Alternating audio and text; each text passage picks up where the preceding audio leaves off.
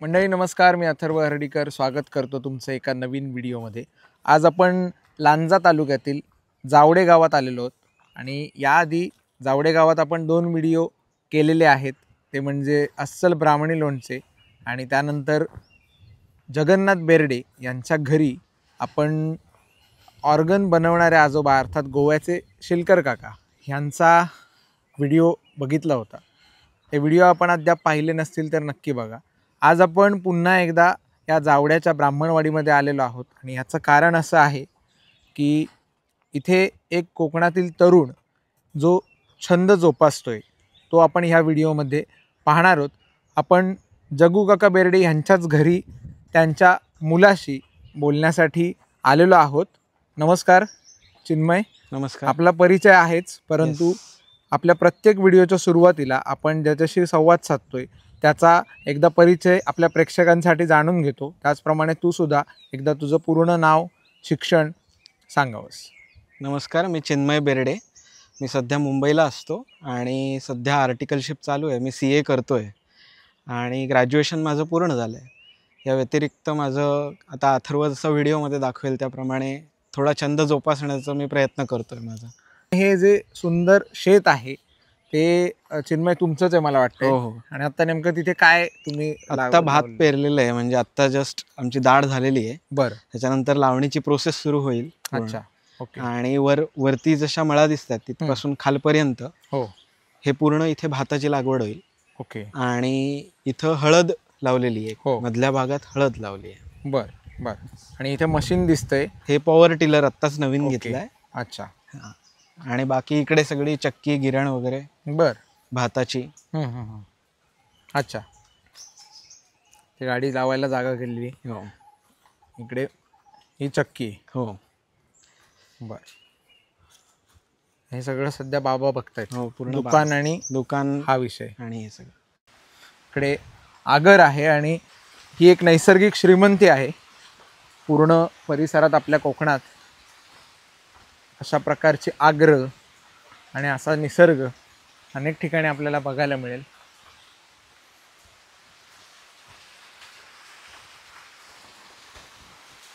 ही समोर जी इमारत दिसते ती मला वाटतं तुमच्या दुकानाची। दुकान। येस, आपण हे दुकान आणि तिथे जाऊया। ओके। अच्छा, पाऊस पण मोठा आलाय, आपण दुकानाजवळ जाऊया।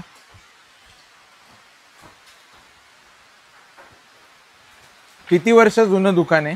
जवळजवळ 40-50 वर्ष अधिक होऊन। ओके, आजोबांपासून पणजोबांपासून हा दुकानचा भाग आहे।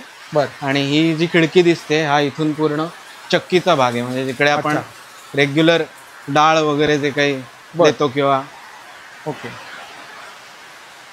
इकडे जुनं सगळं होतं, जुनी चक्की ह्या बाजूला होती। अच्छा। आणि आता ती हलवून ह्या बाजूला आणली। बरं।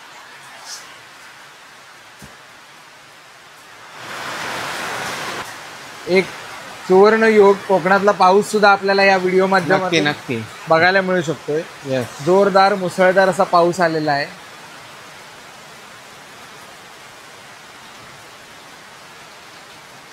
कसं वाटतं अशा निसर्गरम्य भागात आपला जन्म झाला, इथे आपलं गाव आहे।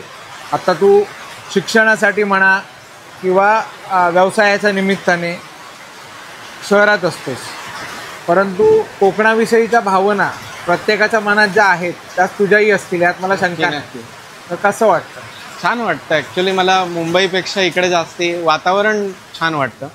मुंबईमध्ये सगळं मिळू शकतं तुम्हाला, पण ते सुख म्हणतात ते मिळणार नाही। त्यामुळे एक वातावरणाचा खूप जास्त फरक पडतो आपल्याकडे। बरोबर। जशी हवा शुद्ध असले की आपलं पूर्ण शरीर चांगलं राहतं आतून। त्यामुळे मुंबईला ते सुख नाहीये। बरोबर। बाकी सगळं लक्झरी मुंबईला तुम्हाला मिळू शकतं, पण ही श्रीमंती नाही मिळणार तुम्हाला। खरंय खरंय।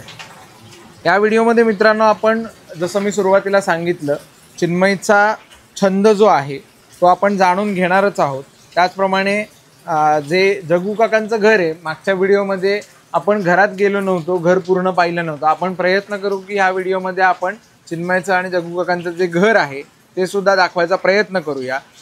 त्याचप्रमाणे आता जो उत्सुकतेचा आपला विषय आत्तापर्यंत आम्ही सारखं म्हणतोय छंद आहे छंद आहे, तो नेमका काय आहे हे आपण चिन्मयकडूनच जाणून घेऊया.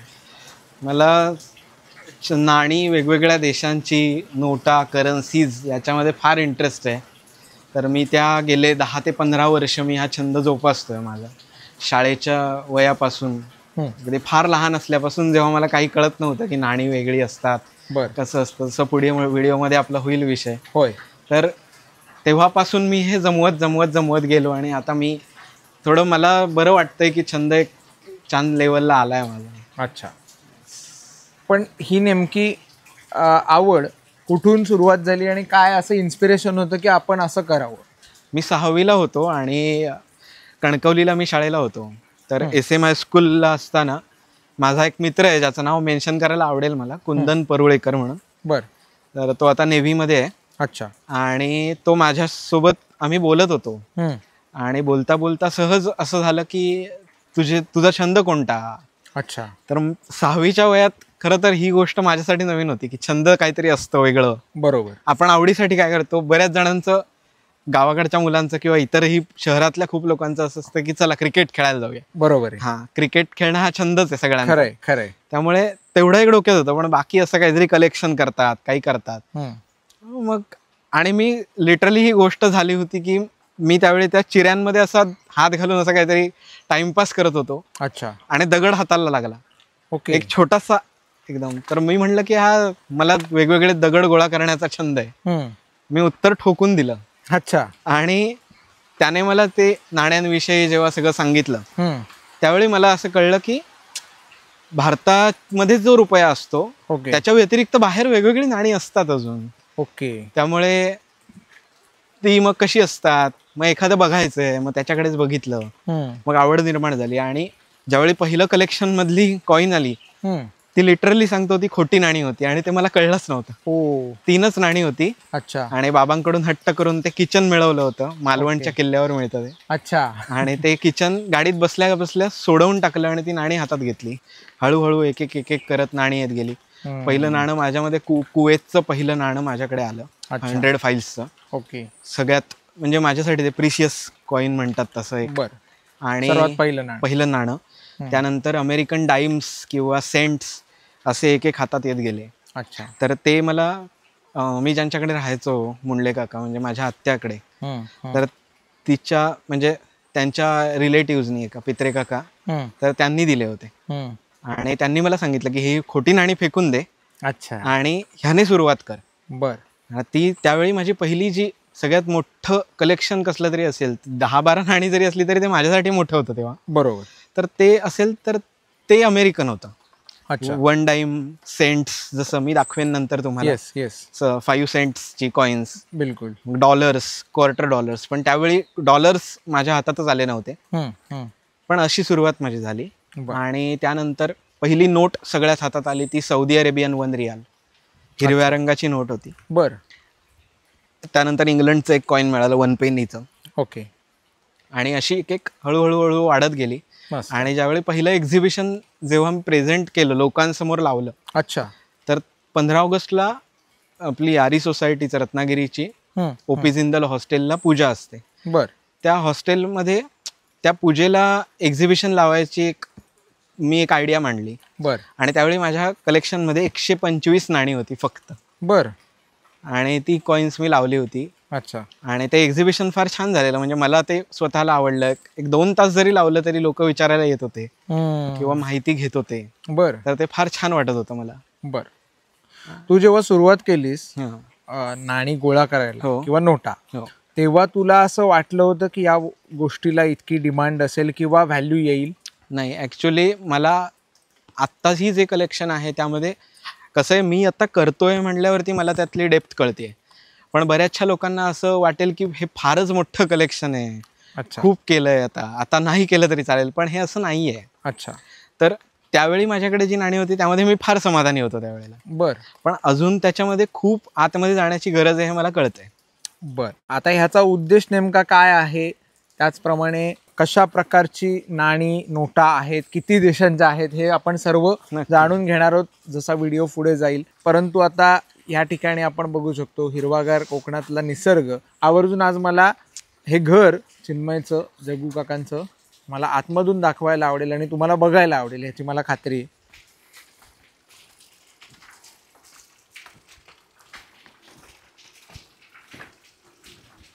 इथे काय पाण्याची टाकी आहे? पाण्याची टाकी आहे. ओके.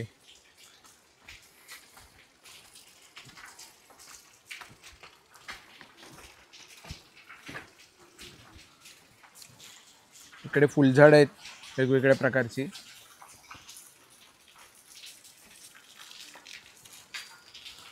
घर दाखवायला आपण सुरुवात करूया. हे पूर्ण अंगण आहे घराचं मोठं, काकू पण आहे. एल शेप मध्ये. येस. अजून अंगण ठेवलेलं आहे. हो. आता फार कमी घरात असं बघायला मिळतं. अनेक ठिकाणी लाद्या बसवल्यामुळे. हा घराचा थोडा भाग आहे. ओके.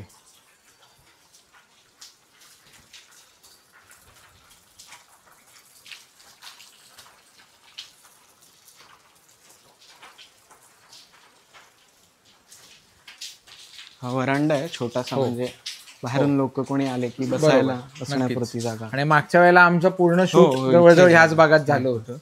इथे शिलकर काका होते, देवधर काका होते आणि जगू काका होते. आजोबा आहेत. नमस्कार आजोबा. गणपती बाप्पाची फ्रेम आहे. आणि मागच्या वेळेला मी ऑब्झर्व केलं नव्हतं, पण आत्ता दारावर श्री स्वामी समर्थ हे मी वाचलं. मागच्या वेळेला पण होतं, पण मागच्या वेळेला माझं लक्ष गेलं नव्हतं. प्रत्येक व्हिडिओमध्ये स्वामी बोलावून घेतात, त्याप्रमाणे आजही योग जुळून आलेला आहे. हॉल आहे. बरोबर.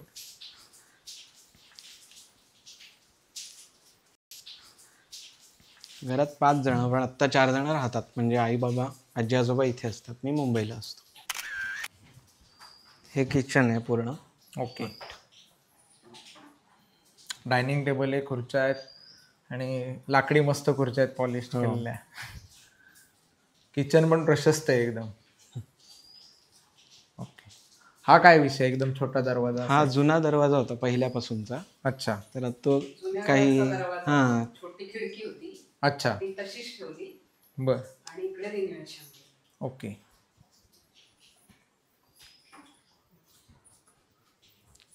इथे देवखोली आहे.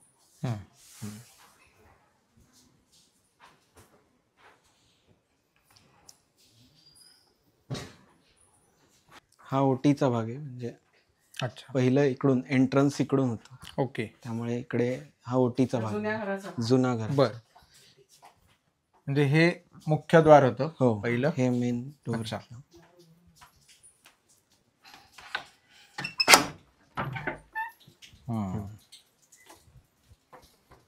पण मग काय कारण बदल करण्याचा? तिकडनं सुरुवात का केली? असं काय विशेष काय कारण असं नाही त्याला. अच्छा. रिनोव्हेशन केलं तर तिकडे, हम्म. आणि इकडून तसं येणं जाणं वावर कमी होतं. हा पहिला दरवाजा असला तरी येताना तिकडूनच लोकं यायचे, कारण तिकडे अच्छा. अंगणाचा भाग बरोबर. त्यामुळे तिथून मुख्य पायवाट होती ती त्या बाजून असल्यामुळे. असल्यामुळे बरोबर. इकडे वरती माडी आहे. येस. आणि जिना एकदम अट्रॅक्टिव्ह, दुसऱ्या जुन्या पद्धतीचा.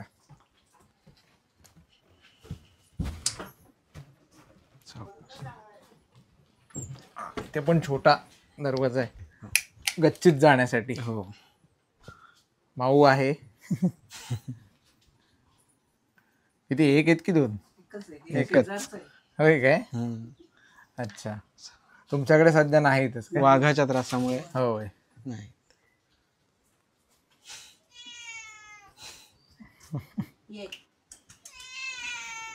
काय झालं? हा भाग वापरात नसल्यामुळे इथे बऱ्यापैकी नाही, ते चालायचंच.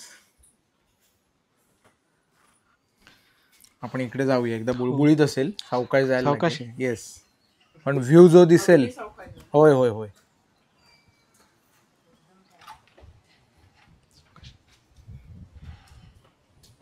असा छोटासा दरवाजा आहे टेरेसवर येण्यासाठी.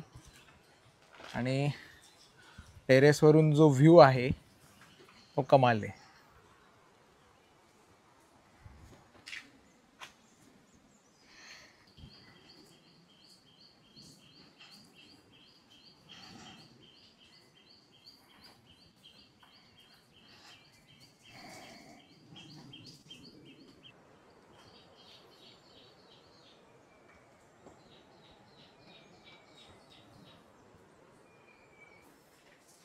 ते बंब आहे पाणी तापवण्यासाठी. ही एक अडगळीची म्हणजे अशी स्टोर रूम. शेजारी असं एक रूम हवी म्हणून करून बरोबर. ठेवली आहे. तिथे काही ठेवता येतं आपल्याला नेऊन. येस. आणि इथे फॅनची आता सोय केल्यामुळे हो, रात्री झोपायलाही कोणी पाहुणे आलं तरी वगैरे होऊ आले की शकतं.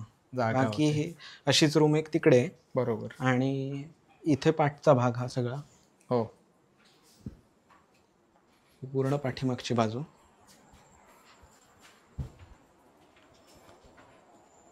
सुपर आहे याच्यावर का? ह्या सुपाऱ्या तापायला ठेवलेल्या.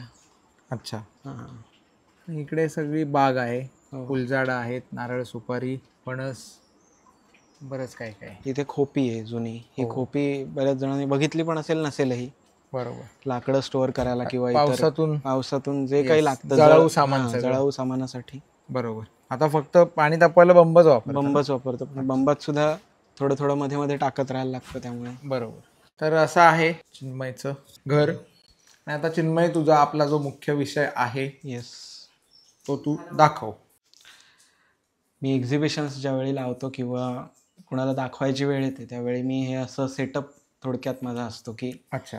ते बघण्यासाठी पण व्यवस्थित आपल्याला सुटसुटीत होतात. आत्तापर्यंत किती देशांच्या करन्सीज तुझ्याकडे आहेत? साधारणतः 115 ते 120 देश माझे पूर्ण झाले आहेत आत्ता. पूर्ण म्हणजे असं नाही आहे की प्रत्येक देशाच्या हिस्टॉरिकल कॉईन्सपासून सगळं आहे, पण जे आत्ता चलनात नाणी आहेत त्यातली बऱ्यापैकी 115 ते 120 देशांची करन्सीज माझ्या कलेक्शनमध्ये मी ठेवली आहे. ह्यामधली सर्वात कुठलं कठीण गेलं तुला मिळवायला किंवा चॅलेंजिंग वाटलं की जे मिळायला खूप दिवस गेले आणि तुला हवं होतं? 7 ते 8 वर्ष मी जपानचे येन शोधत होतो. जॅपनीज येनची नोट. कारण कॉईन्स माझ्याकडे बरेच सारे मिळाले मला, पण नोट शोधण्यात मला भरपूर वेळ गेला. अच्छा. तर ती मला आत्ताच 1 महिना 2 महिन्यापूर्वीच माझा एक मित्र आहे विपुल नलावडे म्हणून हॉस्टेलचा, तर त्याच्याकडून ती घेतली नोट. बरं. मी तुम्हाला दाखवायला आवडेल ती.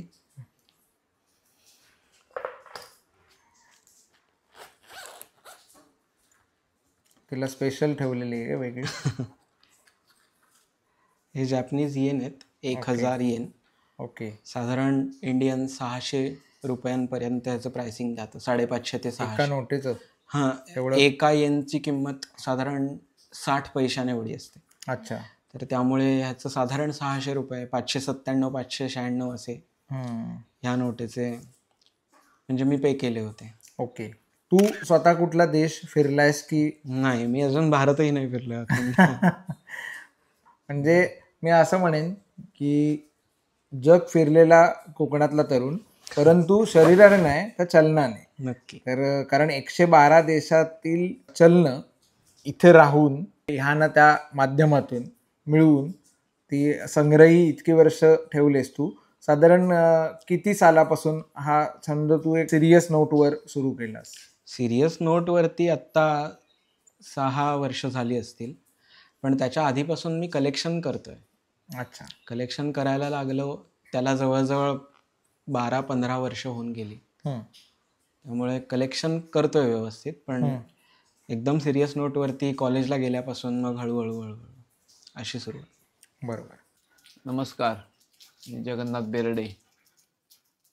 मंडळी, ह्यापूर्वी आपण ह्या अथर्वच्या चॅनलवर एकदा भेटलो होतो. आज अथर्वच्या मनात आलं की हा जो माझा मुलगा चिन्मय एक वेगळा छंद जोपासतोय, त्याच्यातून त्याच्या ह्या कलेला लोकांपर्यंत पोहोचवण्याचं काम अथर्व करतोय. त्याच्यासाठी अथर्वला भरपूर शुभेच्छा. खरं तर चिन्मयला लहानपणापासूनच ही नाणी नोटा जमवायची फार हौस होती. मला वेगळं वाटलं, पण तो एक पैसा जमवतोय ना, तो कुठला का असेना, पण पैसा जमवतोय ना, त्याच्यात मला जास्त आनंद झाला. तो पैसा जमवतोय म्हणजे त्याचं उद्दिष्ट काय, ती पैसा मिळवणं, पैसा मिळवायला पाहिजे हे त्याला समजतंय. आता त्यात परदेशी चलन जमवतोय हे त्याच्याहून वेगळं काम तो करतोय. ह्याच्यात त्यांना अधिक प्रगती करावी आणि आपलं भावी आयुष्य कसं सुखाचं समाधानाचं जाऊ दे असं त्यानं एक विचार करावा किंवा केलेला असेलही, तर त्याबद्दल त्याला खूप खूप शुभेच्छा. अथर्वनं हे सगळं इथे घरी आमच्या येऊन केलं, त्याबद्दल त्याला खूप खूप धन्यवाद आमच्याकडून सर्वांकडून. आपण आता बघूया ॲक्च्युली या फाईल्समध्ये काय आहे. खूप वेळ आपल्याला उत्सुकता आहे बघायची. ह्या फाईलमध्ये आता आपल्याला मी साधारण असं केलं आहे की एका देशाची सलग नाणी तुम्हाला बघायला मिळते. ओके. आता ही थायलंडची करन्सी आहे अच्छा. आणि हे शीट्स असतात, तर हे एक्झिबिशनला लावायला सोपे जातात, हं. म्हणून हे असे काढून आपण प्रदर्शनामध्ये लावू ओके. शकतो. ओके. तर ही थायलंडची आहे करन्सी. बरं.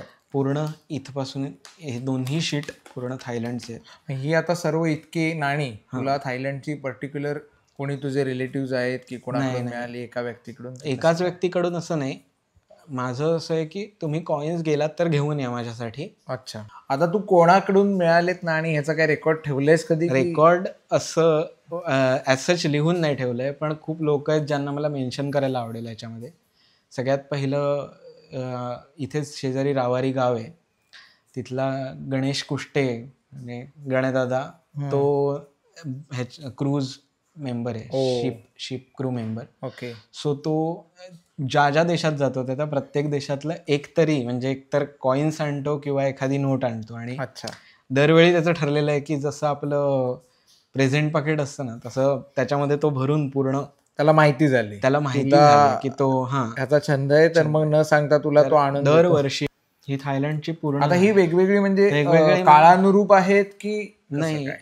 थायलंडला देवळं असतात, पण त्या देवळांमध्ये त्या देशाचे म्हणजे राजेशाही थोडक्यात पद्धत जशी असते तसं प्रत्येक देवळामध्ये त्यांच्या त्या त्या काळातल्या राजाचे मूर्ती किंवा हे असं असतात. आणि त्यांना लोक तिथले जाऊन नैवेद्य चढवणं वगैरे इथपर्यंत सगळं करतात. ओके. तर त्या काळातल्या राजांनी पाडलेली नाणी, पाडलेली म्हणण्यापेक्षा जसं आपल्याकडे जसं 5 रुपये असतात त्याच्या पाठी वेगवेगळी चित्र असतात, तर त्याप्रमाणे त्यांच्याकडे पण असंच असतं की एक थाई बहाटचं कॉईन आहे समजा, तर त्या कॉईनच्या पाठीमागे चित्र कोणाचं, तर त्या राजाचं.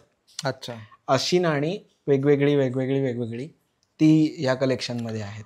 असं कुठल्या देशाच्या बाबतीत आहे की त्यांच्या देशाच्या चलनावर इतर देशातील काही खुणा किंवा चिन्ह आहेत? इंडोनेशियाची एक नोट आहे, ती नोट फार फेमस आहे, म्हणजे भरपूर लोक ती व्हॉट्सअप करतात की तुझ्याकडे आहे का, नसेल तर मिळवायची कशी, असं तसं.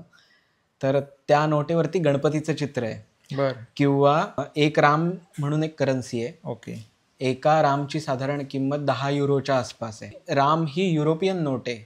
बरं. असं माझ्या मताप्रमाणे, कदाचित मी चुकत असेल या विषयात, पण एक राम ही एक करन्सी आहे. आणि ह्या नोटेबद्दल मला माहिती झालेलं ते म्हणजे डिमॉनिटायझेशन ज्यांनी केलं ते अनिल बोकील सर. अनिल बोकील सर एकदा रत्नागिरीला आलेले असताना माझं एक्झिबिशन होतं. अच्छा. आणि त्यावेळी त्यांनी मला असं सांगितलेलं की एक राम म्हणून एक करन्सी आहे. बरं. तर त्या रामची 10 युरोच्या आसपास किंमत असते. आणि ती करन्सी मी तुला दिली असती, पण काही कारणास्तव त्यांचं पाकिट चोरीला गेल्यामुळे ती करन्सी त्यांच्या पाकिटातून गेली. अच्छा. पण तीही करन्सी त्यांना कोणीतरी गिफ्ट दिल्यासारखी अशी होती. ही अमेरिकन झाली. अमेरिकन हे सेंट्स आहेत सगळे. हे सेंट वेगवेगळ्या सालामधले आहेत. हे 5 सेंट इथपासून. ओके. त्याच्यानंतर हे पूर्ण US डाईमपर्यंत. डाईम म्हणजे 10 पैशांचं जसं आपलं असतं तसं त्यांचा 10वा भाग डाईम. 5 सेंट म्हणजे 5 पैसे. सेंट किंवा पेनीज हे जास्ती यूज केले जातात म्हणजे पैसे सांगण्यासाठी. आणि इथून जे सुरू होतं तर ह्याला पार्क सिरीज म्हणतात USची. म्हणजे वेगवेगळ्या स्टेट्स आहेत. म्हणजे जसं इथे आपण डेलवेअर बघतोय किंवा बॉम्बे हुक बघतोय किंवा साऊथ डॅकोटा बघतोय, तर अशा वेगळ्या स्टेट्स आहेत US मध्ये. आणि एक पार्क सिरीज म्हणून USने प्रेझेंट केली आहे. तर त्याच्यामध्ये असं आहे की जसं मी आत्ता म्हणलं 5 रुपयाच्या पाठी वेगळी चित्र, तसं $1/4 पाठीमागे वेगळी ज्या स्टेटमध्ये जी पार्क्स आहेत, नॅशनल पार्क्स, त्या प्रत्येक नॅशनल पार्क्सचं एक थोडक्यात वर्णन असलेलं चित्र. बरं. आणि त्याच्या पाठी त्या स्टेटचं नाव. ओके. तर 50 कॉईन्स एकूण पार्क सिरीजमध्ये आहेत. तर त्यातले आता माझ्याकडे 44च्या आसपास झाले आहेत. $25 असतात ते. अच्छा. तर ही पूर्ण पार्क सिरीज आहे. ओके. ही इथपर्यंत. ही सगळी युकेची आहेत. ही सगळी युकेची कॉईन्स आहेत. हे मिक्समध्ये ठेवलेत की त्याचं असं आहे की सगळे वेगवेगळे आहे. म्हणजे असं नाही आहे की पूर्ण शीट भरून तेच आहेत. एकाच देशाचे नाही, नाही वेगवेगळ्या आहेत. देशाचे. रशियन आहेत. ओके. रशियन खूप आहेत. ऑस्ट्रिया पण आहे, झेक रशिया रिपब्लिक, पण आहे. ईस्ट आफ्रिका अच्छा. ही आहेत. त्यानंतर हे आपले आहेत श्रीलंकन. अच्छा. इथपर्यंत श्रीलंका आहे पूर्ण. बर. हे झेकोस्लोवाकिया, त्रिनिदाद टबॅगोचं एक आहे, गांबियाचे आहेत. ओके. आता ही सगळी कुठून मिळाली तुला नाणी? आता सगळीच सांगणं कठीण आहे, पण एक्झिबिशन्स ज्यावेळी होतात त्यावेळी खूप लोक असे येतात की माझ्या पाकिटात एक कॉईन आहे, ते कसलं आहे ते बघ, तुला उपयोगी असेल तर घेऊन टाक. बरोबर. तर अशी हेल्प मला केलेली सगळ्यात मोठा पहिला म्हणजे बॉक्स मिळाला होता पूर्ण. अच्छा. अक्षय देसाई पावसचा, त्याचं रत्नागिरीला एक डिझाईनचं शॉप आहे. बर. आणि त्यानंतर जे कलाकार लोक आहेत त्यांना माहिती असेल, किंवा जे त्या क्षेत्रातले पूर्वाताई पेठे म्हणून रत्नागिरीतले. अच्छा. निवेदन खूप छान करते ताई. बर. तर तिनेही मला असंच सांगितलेलं की तू घरी ये, माझ्याकडे काही कॉईन्स आहेत, ते आहेत, ते बघ आणि तू घेऊन जा. बर. तर तिच्याकडेही खूप सारे कॉईन्स होते. ओके. किंवा माझ्या आत्याच्या घरी मुंबईला कांदिवलीला त्यांनीही मला खूप कॉईन्स दिले. बर. आता हा व्हिडिओ अनेक लोक बघतायत, हो. तर मी तुला कुठल्या देशाचे अजून अपेक्षित आहेत किंवा ते पण आपण अपील करू शकतो की जर का कोणाकडे असतील तर ते तुला देऊ शकतात. जे छोटे छोटे कंट्रीज असतात, जसं न्यूझीलंड लहान म्हणता येणार नाही, पण न्यूझीलंडची नोट किंवा चिली, पेरू या देशांचे करन्सीज, किंवा युरोपियन सर्कलमध्ये पूर्ण प्रत्येक देशाची एक वेगळी आयडेंटिटी असलेला युरो आहे. म्हणजे फ्रान्ससाठी वेगळा आहे, स्पेनसाठी वेगळा आहे, आयरिश वेगळा आहे, किंवा जर्मन वेगळा आहे. बरोबर. तर प्रत्येक देशाचं त्या त्या कॉईनवर ती स्पेसिफिकेशन असतं. जरी पहिलं डिनॉमिनेशन 2 युरोसेंट असं लिहिलेलं जरी असेल तरी त्याच्या पाठीमागे असं काहीतरी वेगळं असतं की त्याने आपल्याला कळतं की हा या देशाचा युरोसेंट आहे. हे जर्मन कॉईन्स आहेत. आता हे जर्मनी दिसतंय आपल्याला. तर जर्मनीच्या ह्याच्यावरती पाठी ही बिल्डिंग आहे थोडक्यात. हे बघा, इथे पण बघायला मिळेल. ओके. हां. आता ही स्पॅनिश कॉईन आहेत, स्पेनचं. इस्पाना म्हणजे स्पेन, पूर्वी इस्पाना ना. ही आयर्लंडची कॉईन आहेत. ह्याच्यावर पण तसंच पूर्ण वेगळे वेगळे हे वाद्य आहे तिकडचं एक. ओके. हां. तर ह्या वाद्याचं त्यांनी फोटो दिला आहे. हे वाद्य आहे ते. अच्छा. हे फ्रान्सचं आहे. फ्रान्समध्ये आपल्याला बघायला माहिती आहे चित्र. हे आहे रिव्हर्स साईड.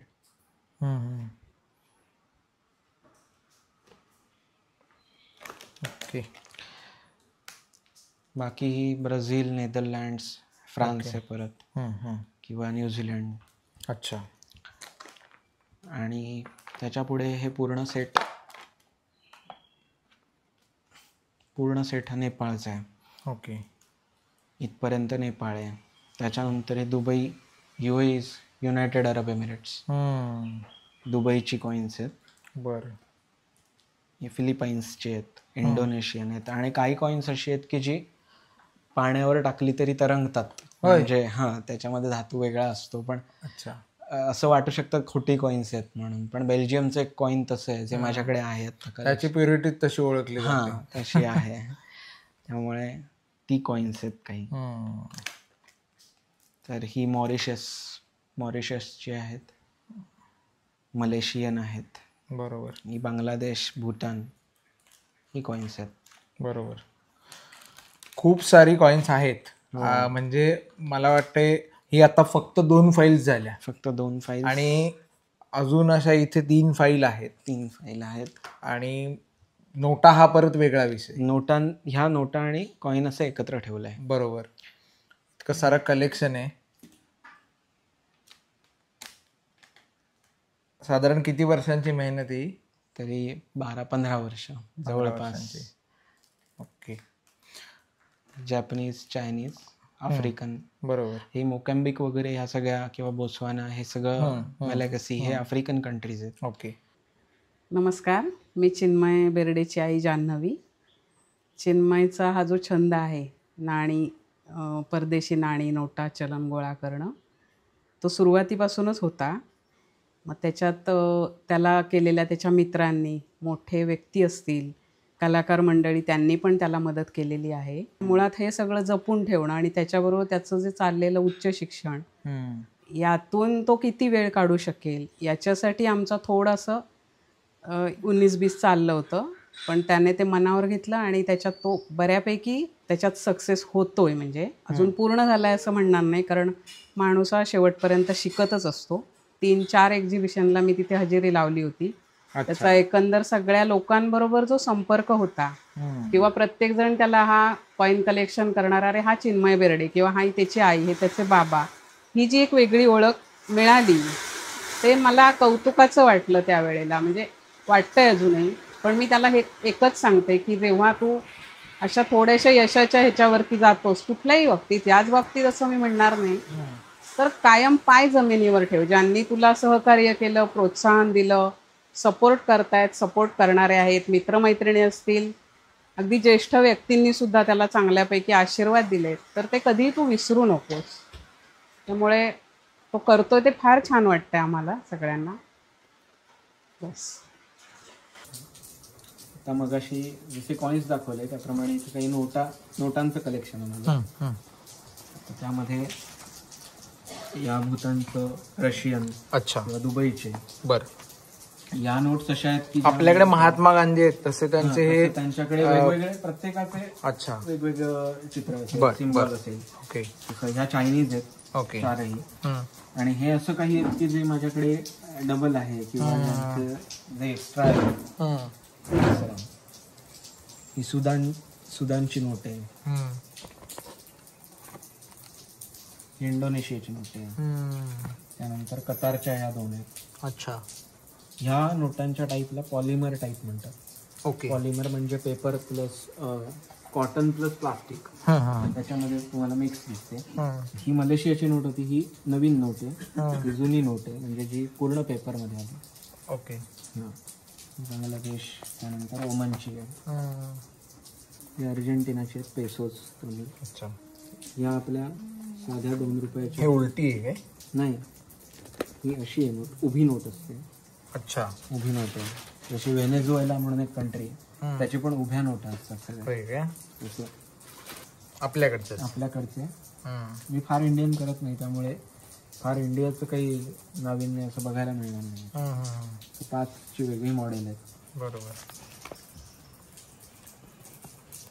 ही 10 रुपयाच्या वेगळ्या वेगळ्या नोट आहेत.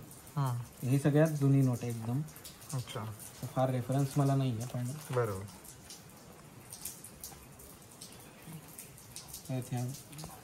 ती रिव्हर्स साईड असेल तर ही थोडी बोथ साईड आहे, पुढची बाजू, पाठची बाजू. या सिरीज करण्याचा थोडा प्रयत्न, एक एक एक एक 2-2. किंवा ह्या 20 रुपयाच्या वेगळ्या वेगळ्या नोट आहेत, ज्या पूर्ण 5ही नोट्स वेगळ्या आहेत, डिफरंट. काही नंबर्स बऱ्याच जणांना लक्षात असतो, तो 786 नंबर. हो. ह्या पूर्ण सिरीज करण्याचा प्रयत्न करतो. 100, 400, 700. तसं पूर्ण 100 पासून 1000 पर्यंत. बरोबर. हा एक वेगळा प्रकार असतो. स्टार नोट्स असतात. स्टार नोट्स म्हणजे त्याच्या नंबरिंग मध्ये जेव्हा घोळ होतो प्रिंट करताना, त्यावेळी त्याच्यावरती एक स्टार नोट असते. ती ओके. मिस्टेक झाली, ती नोट मला पण माहित नव्हतं, पहिल्यांदाच ऐकलं. नंतर ही नोट युनिक आहे. ही 50 रुपयाची नोट आहे, पण ही फार युनिक आहे. उत्कर्ष शिरवटकर म्हणून माझे एक मित्र आहेत, त्यांनी नोट मला दिली. नंबर्स 5DH 555555 पूर्ण. असं ही नोट आहे. ह्याच्यामध्ये एकदम झूम केलं तर दिसेल, ह्याच्यावरती राष्ट्रध्वज आहे आणि इथे राष्ट्रध्वज नाही. हो. अच्छा, पण मग हे काय मिस्टेक होती? नाही, कधीतरी एरर पण असते. आता ही एरर नोट आहे का मी सांगू शकणार नाही, कारण जे इंडियन कलेक्शन करणारे लोक आहेत त्यांना हे जास्ती डिटेलमध्ये माहिती असते. हे आपल्या रेग्युलर 100 ही नोट बऱ्याच जणांनी बघितली पण असेल किंवा नसेल, सध्याच्या काळात नाही बघितली. अच्छा, त्याच नोटचं ही पाठची बाजू असं इथे दिसते. बरोबर. फक्त कलरमध्ये डिफरन्स आपल्याला बघायला मिळतो. या 2 प्रकारच्या नोटा आहेत वेगळ्या. ही 500ची आत्ताची आहे. ह्याच्यामध्ये दिसेल हे डॉलर आहेत रेग्युलर. $1, $5, $20. $20 मला भेट मिळाली. एनरिच म्हणून एक अमेरिकन माणूस आहे. अच्छा, ज्याने मला तो 2018ला भेट दिलाय. ओके. $20ची नोट. बर. ही $5 ही बऱ्यापैकी पॉलिमर करन्सी आहे. ही जुनी ऑस्ट्रेलियन नोट आहे. ओके. आणि ही नवीन ऑस्ट्रेलियन नोट.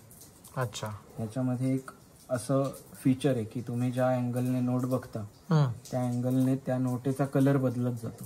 ओके. म्हणजे हे जे मधलं झाड आहे किंवा मध्ये जे स्ट्रक्चर आहे त्या नोटेचा कलर तुम्ही ज्या अँगलने ती नोट बघता त्या अँगलने चेंज होतो. ही नोट मला प्रथमेश लघाटे जो आहे लिटिल चॅम्प, त्याने मला ही नोट, अच्छा, त्यावेळी तो गेलेला 2017 साली. ओके. ऑगस्ट महिन्यामध्ये त्याने ती नोट आणली माझ्याकडे. हे 5 पाऊंड हे जुनं पाऊंडचं एक बिल आहे, म्हणजे नोटच आहे, बिल म्हणजे. आणि ही पॉलिमर नोट आहे. हे एक सर आलेले माझ्या एक्झिबिशनला, नाव आठवत नाही आता, पण त्यांनीही मला नोट भेट दिली आहे. बरोबर. ही या सिंगापूरच्या नोट्स आहेत. त्यातली एक माझ्या बहिणीने आणलेली, मला खूप लहान होती तेव्हा, तरी पण ती घेऊन आणली. याही पॉलिमरच नोट असतात. पॉलिमरचं एक म्हणजे सांगायचं झालं तर मध्ये प्लास्टिक आहे, इथं प्लास्टिक आहे किंवा इथे प्लास्टिक आहे. ओके. सो प्लास्टिकचं थोडी आपल्याला कळते, जाणीव होते प्लास्टिक आणि पेपर असलं. ही पण सिंगापूर आहे, अशी $2 झाले. हे $5 आहेत. ही पूर्ण पॉलिमरचा सेट आहे. $10. नंतर ही हाँगकाँगची आहे. हाँगकाँगचं सुद्धा पॉलिमरच आहेत. अच्छा. हाँगकाँगचे डॉलर्सच असतात. $10.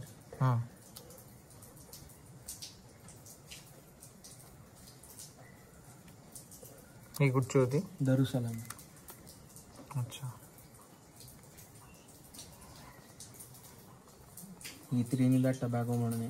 म्हणजे ही नोट खूप लोकांनी हातात घेतली तर खोटी म्हणू शकतात. ते एवढी सुंदर नोट आहे, फाईन एकदम, आणि पॉलिमर आहे पूर्ण. नायजेरियाची नोट ही सुद्धा मला एक मॅडम आलेल्या, त्यांनी भेट दिली होती एक्झिबिशनला. ही नायजेरियन नोट मी घेतली आहे. ओके. आणि पुढच्या ज्या नोट्स आहेत या रोमेनियन, तर माझा एक मित्र आहे रोमेनियाला, ॲन्यूट मोईस म्हणून. ओके. कदाचित रत्नागिरीतले काही लोक जे माझ्यासोबत हॉस्टेलला होते त्यांना माहिती असेल की तो आमच्या इथे संस्कृतवरती अभ्यास करायला आलेला आणि हॉस्टेलला राहायचा. होय. तर त्याच्याशी मैत्री झाली आणि त्याने तिकडून ते पोस्ट करून मला त्याने ते 4 ते 5 नोट्स ह्या त्याने पाठवल्या. कमाल. 1 लिऊ म्हणतात तिकडे करन्सी. हे लिऊज असतात. हे 1, 2, 3 आणि एक नोट मी कोणाला तरी कलेक्शन करणाऱ्या माणसाला भेट दिली.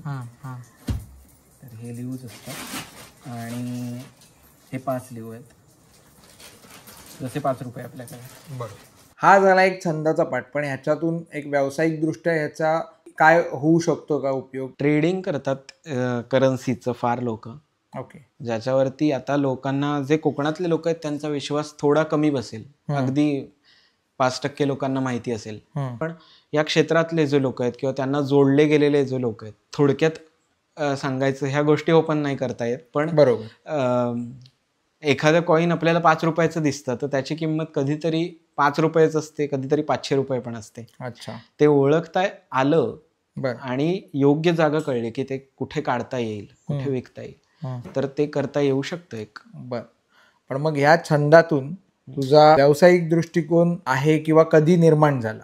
माझा व्यावसायिक दृष्टिकोन ह्या कॉईन्स मधून डेव्हलप होतोय आता. अच्छा. त्यामुळे ते करायचं डोक्यात आहे थोडं. हं, पण इतक्यात अजूनही मी म्हणजे ज्या ज्या लोकांनी मला मदत केली, जसं मगाशी पूर्वाताईचं नाव घेतलं किंवा गणेशदादाचं नाव घेतलं हं. किंवा अक्षयदादाचं नाव घेतलं, अशी खूप लोक आहेत ज्यांनी मला विश्वासाने दिलाय की ते तुझ्याकडे राहील. तर त्यांना असं काही घाबरायची गरज नाही की मी त्यांच्याकडून फुकट घेऊन विकलंय, तर असं काहीच घडलं नाहीये. बरोबर. हां, बिग थँक्स त्यांना की माझं एवढं कलेक्शन बरोबर. मोठं झालं. आणि शेवटी इतके वर्षांची मेहनत आहे मला वाटतंय, कारण हे सोपं काम नाहीये. नक्की नक्की. आणि अर्थातच तू जी महत्वाची मंडळी आहेत त्यांना विश्वासात घेशीलच, असं काही तू व्यवसायात या पडलास किंवा हो हो. किंवा या व्हिडिओच्या माध्यमातून त्यांना अंदाज येईल की असं पण आहे. आणि अर्थातच माणूस इतका वेळ त्यावर स्पेंड करतो म्हटल्यावर तुझा खूप वेळ हे फायलिंग ठेवण्यात, स्टोअर करण्यात आणि अजून एक्सप्लोअर करण्यात जात असेल किंवा स्टडी करण्यात त्याच्यावर, तर त्याचं कुठेतरी उदरनिर्वाहाच्या दृष्टीने सुद्धा चीज झालं पाहिजे. नक्की. त्यात काही गैर मला वाटत नाही वैयक्तिकदृष्ट्या, कारण ज्याला हे सोपं वाटतं किंवा काय त्यात काय एवढं मोठं असं वाटतं, त्यांनी ते करून पाहावं, म्हणजे त्यांच्या ते लक्षात येईल की हे किती सोपं आहे की कठीण आहे ते. आणि काही अनुभव मला आलेले असं सांगायचं आहे की मेहनत असते त्यामागे, म्हणून ती लोक त्या जागी पोहोचतात. दाखवायला आवडेल की हा जो अल्बम आहे माझ्यासमोर, हा पहिला अल्बम आणि एक कॉईन अल्बम आहे.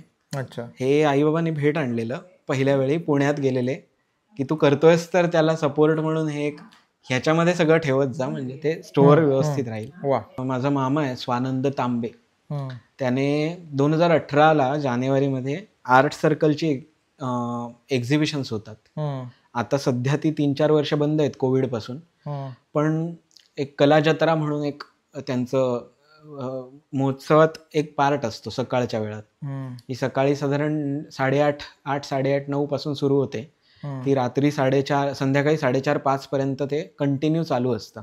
आणि वेगवेगळ्या क्षेत्रातले चांगले चांगले लोक तिथे येतात, एक्झिबिशन्स मांडतात आपली आपली, आणि लोकांना एंटरटेन थोडक्यात करायचं. बरं, त्यांनी कधीही माझ्याकडून मॉनिटरी कन्सिडरेशन घेतलं नाही किंवा ते कधीही लावत नव्हते कोणासाठी.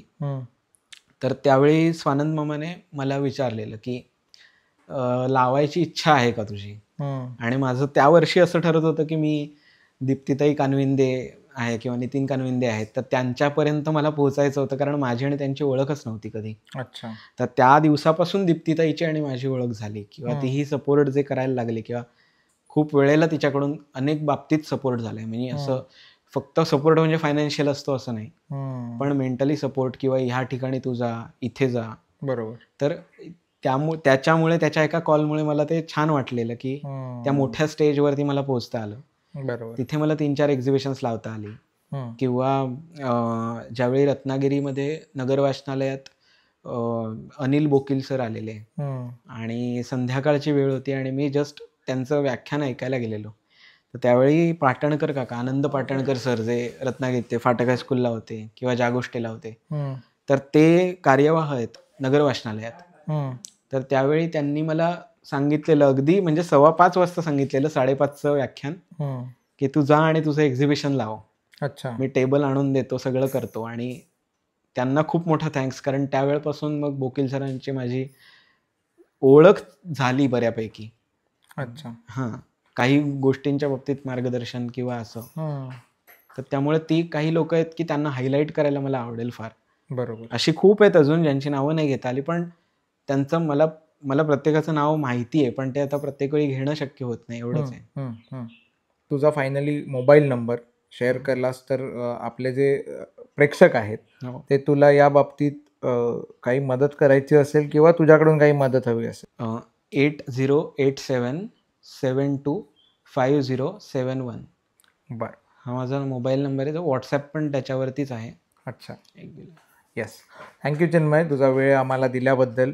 आणि आजच्या या व्हिडिओमध्ये आपण चिन्मयचं जे कलेक्शन होतं ते पाहिलं, त्याचप्रमाणे त्यांचं जे घर होतं ते सुद्धा बघितलं. आणि मला खात्री आहे की हा व्हिडिओ तुम्हाला आवडला असेल तर तो प्लीज शेअर करा, आपला चॅनल सबस्क्राईब करा, आपला अभिप्राय असेल तो लिहायला विसरू नका. धन्यवाद.